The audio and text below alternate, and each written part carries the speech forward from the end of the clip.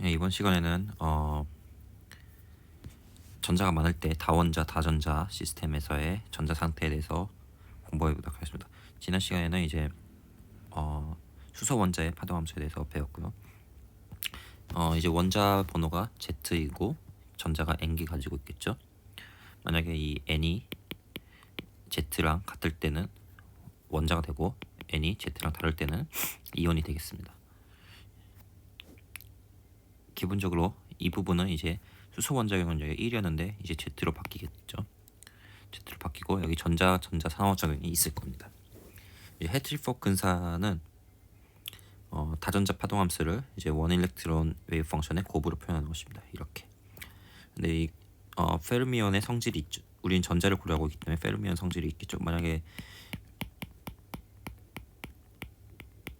이러한 페르미온 성질을 도입해 주는 게 이제 헤트리포크 근사가 되고, 헤트리포크 근사는 예를 들어서 n equal 2일 때는 다음과 같이 기술할 수 있을 것입니다. 그러니까 스크류 시메트리가 있는 거죠.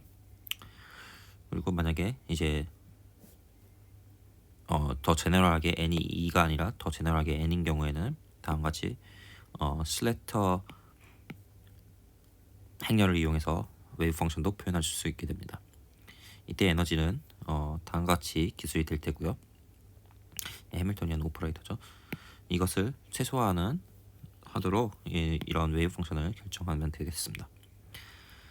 전자 간의 상호작용을 일단은 그러면 스텝 1으로서 이런 애들을 찾을 건데, 스텝 1으로서 전자 간의 상호작용을 무시해서 대략적인 꼴을 살펴보도록 하겠습니다.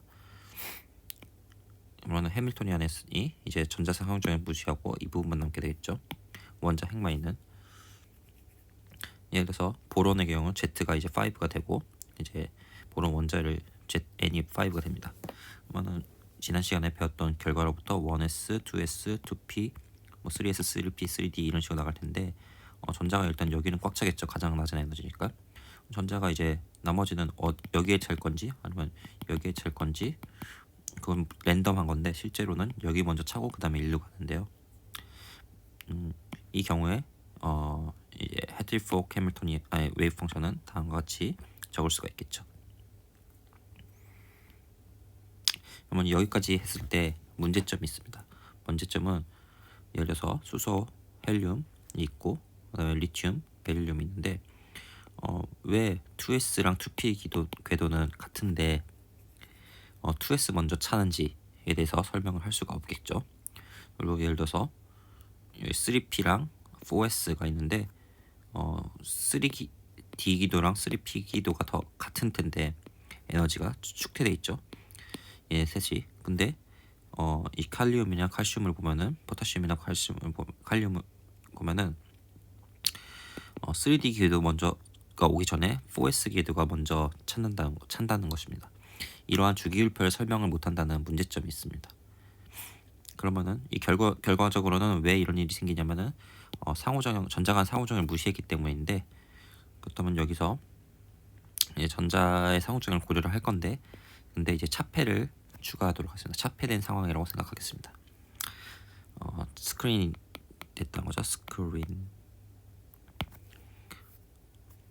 그러면 해밀토니안이 다음과 같이 돼 있었는데 원래는 여기에 이제 이펙티브 포텐셜로 이 부분이 바뀌게 됩니다. 다른 전자의 효과를 넣어서 이제 구대칭인 경우를 생각할 거고요. 구대칭이기 때문에 이 웨이브 펑션의 그 세타 파이의 부분에 대한 함수는 변하지 않고 이 r만 변한다는 것을 생각할 수 있습니다. 이미지를 생각하면은 이제 보론을 가지고 이미지를 생각하면은 이 보론은 1s2, 2s2, 2p1인데 1s 웨이브 펑션이 r의 웨이브 펑션이 다음과 같이 돼 있고 2s는 다음과 같이 돼 있고 2p는 다음과 같이 돼 있습니다. 즉 뭔 말이냐면 이제 1s 궤도가 살 때는 여기에 플러스 2가 5개 있겠죠. 원자 핵에 그 주위를 돌기 때문에 얘는 1s는 똑같이 5개의 플러스 ZG 5를 얻는다는 건데요. 느낀다는 건데 2S 궤도 같은 경우에는 이제 1S가 다 차 있고 그러면은 여기에 5개의 플러스가 있고 그 다음에 여기에 이 전자 두 개가 있기 때문에 실질적으로는 이펙티브하게 실질적으로 얘가 느끼는 포텐셜은 Z가 3E인 얘가 2S 궤도인 3E를 느낄 것이라는 것입니다. 2P의 경우에는 이 ES보다 더 바깥쪽에 있다는 것을 알 수 있기 때문에 2P의 경우에는 ES에 두 개가 차 있기 때문에 총 5E-4E가 되어서 1E만 느낀다는 거죠. 이런 차폐 효과로 인해서 예를 들어서 2S의 그냥 차폐를 고려하지 않는 차폐를 고려하지 않고 수소 원자 모형으로부터 얻는 에너지가 2ES라면 실제로 이 차폐를 느낌으로써 에너지가 더 높게 나타나겠죠. 그러니까 절대값이니까 이게 마이너스가 붙어 있으니까 더 높게 나타나는 거죠.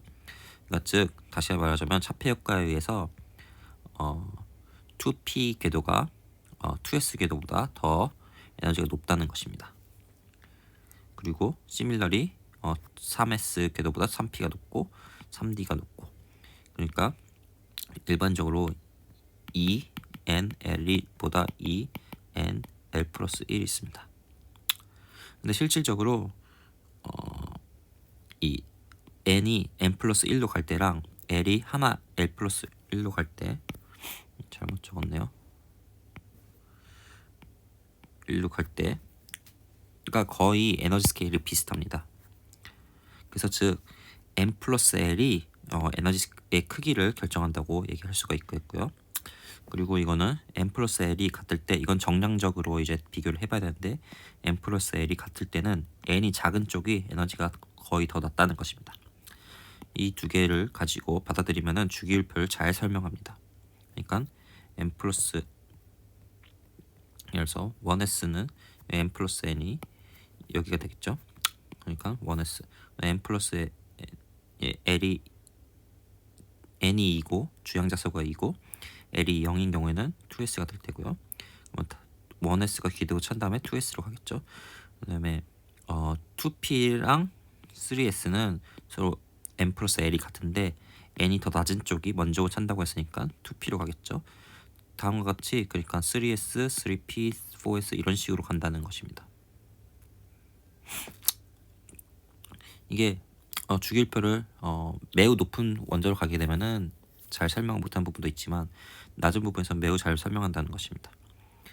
그래서 최각 예를 들어서 최각 전자의 그러면 Z 이펙티브 이게 어느 정도 크기냐면은 만약에 나트륨의 최각 전자의 경우에는 이 앞이 10개가 차 있죠. 그러니까 10개가 차 있어서 스크리닝이 일어나면은 1E 정도인데 만약 스크리닝이 일어나지 않는다면 11E가 되겠죠. 그러니까 저 10배나 차이 나는 오더적으로 10배 정도 차이 나는 그러한 것을 알 수 있습니다.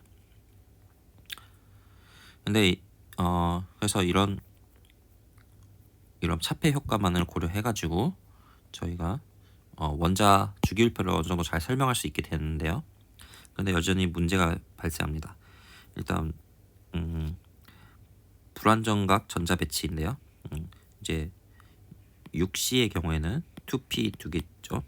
근데 2P에 두 개가 있는데 P 궤도가 지난 시간에 배웠듯이 LZ가 이제 플러스 1, 마이너스 1, 0인 것도 있고 이것도의 리니어 컨비네이션으로 PX, PY, PZ로도 갈 수가 있을 거예요. 그러면은 이 두 개의 원자는 어디로 가냐, 어디로 들어가느냐. 이것은 경우의 수가 6C2, 15개 원자의 경우의 수가 될 텐데 이게 어디로 가는지는 아직 잘 설명을 못한다는 거죠. 차지만으로 근데 이런 성질은 이제 마그네틱 성질을 공부할 때는 매우 중요한 역할을 하게 됩니다. 근데 이런 것들을 설명하지 못한다는 거고 그리고 이제 결정 안에서 그러면 어떻게 되는지에 대해서도 아직 설명을 잘 못한다는 것입니다. 이런 문제점을 해결하는 방법으로 다음 시간에 공부하도록 하겠습니다. 감사합니다.